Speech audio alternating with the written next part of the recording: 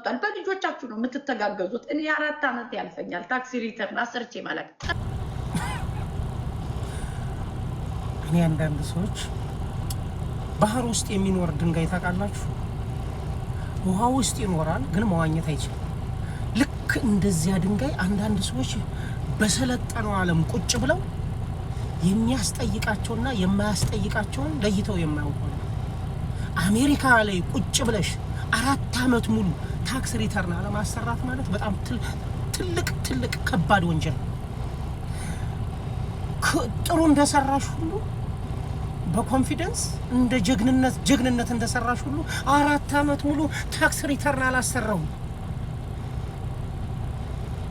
አሁን የምታንቋሽሻሽ ልጅ ወይ ምሰድቢያት ልጅ አጸፈውን ለመመለስ አንቺን ለመጉዳት ይህን ቪዲዮሽን ሴቭ አድርጋ አስተርጉማ ለአሜሪካ መንግስት እንደውም በአሁኑ ሰዓት ለሚመለከተው አካል ብታቀርብ ምንድነው መልስሽ? አታቂም እንዴ? ሚዲያ አትከታተይም እንዴ?